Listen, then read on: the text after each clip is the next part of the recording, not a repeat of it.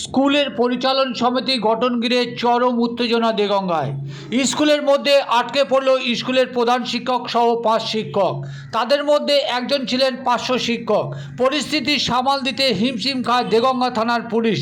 বৃহস্পতিবার দুপুরে ঘটনাটি ঘটেছে দেগঙ্গা সোহাইশেদপুর গ্রাম পঞ্চায়েতের খাপুর প্রাথমিক বিদ্যালয়ে।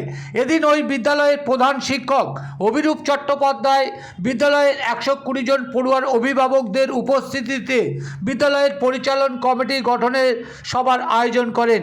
সেই সভায় বেশ কিছু বহিরাগত লোকজন এসে যোগ দেওয়া ঘিরে চরম বিশৃঙ্খলা সৃষ্টি হয়। পরিস্থিতি এতটাই চরমে ওঠে, ঘটনাস্থলে আসে দেগঙ্গা থানার পুলিশ। পুলিশের সামনে ক্ষোভ উগড়ে দেন পড়ুয়ার অভিভাবকরা।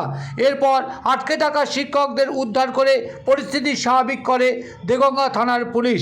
দেখুন সেই মুহূর্তের ছবি। আমরা লোক সরাবো না, আপনি কি বলছেন আগে স্যারকে আনুন, স্যারের সঙ্গে কথা বলি। আগে আমি যেটা বলছি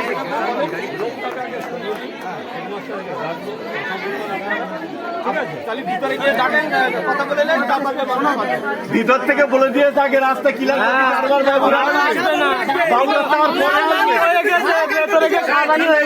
থেকে বলে দিয়েছে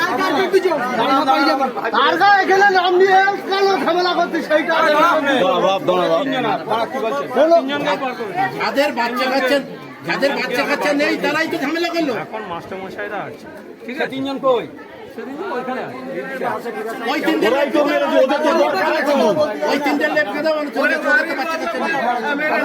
ওদেরকে বার করে দিয়েছি রে বাবা, ওদেরকে ওরা ওখানে আছে, নাম